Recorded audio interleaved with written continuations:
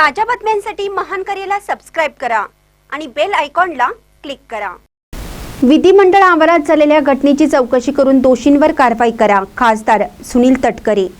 विधिमंडळ आवारात काल झालेल्या घटनेची चौकशी करून दोषींवर कारवाई करा अशी मागणी मुख्यमंत्री देवेंद्र फडणवीस यांच्याकडे केल्याची माहिती राष्ट्रवादी अजित पवार पक्षाचे प्रदेशाध्यक्ष सुनील तटकरे यांनी दिली आहे। ठराविक लोकप्रतिनिधींकडून घडलेल्या घटना या दुर्दैवी असल्याचं देखील तटकरे म्हणाले आहेत। पाहूयात काय सांगतात सुनील तटकरे।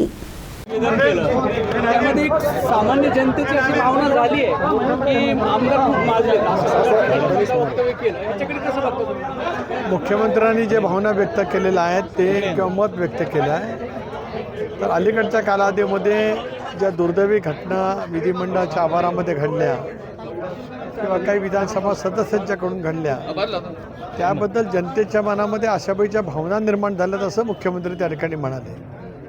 याचा स्पष्ट असा अर्थ आहे की महाराष्ट्राच्या विधिमंडळामध्ये जे जे सदस्य निवडून गेले आहेत, परिषदेमध्ये सुद्धा गेलेले आहेत, त्यांनी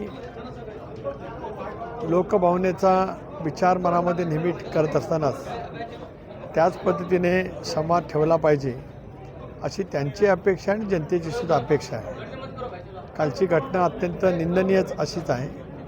त्या घटनेचा राष्ट्रवादी काँग्रेस पक्ष म्हणून मी निषेध व्यक्त केला आहे आणि मुख्यमंत्र्यांच्याकडे मागणी केली की या घटनेची सखोल चौकशी करून विधानसभा अध्यक्षांच्याकडे आणि विधान परिषद सभापतींच्याकडे ती दोषी असतील त्यांच्यावरती कठोर कारवाई केली जाईल। सर, तुम्ही पण जुनी माणसं आहात, या लोकभावना तुम्ही पण ऑब्झर्व केलीच असेल।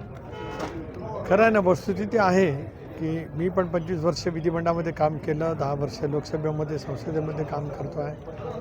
त्याच्यामुळे लोकप्रतिनिधींच्या बद्दलचा एक आदर तो जनतेच्या मनामध्ये होता। अलीकडच्या कालावधीमध्ये ज्या काही घटना विशिष्ट काही ठराविक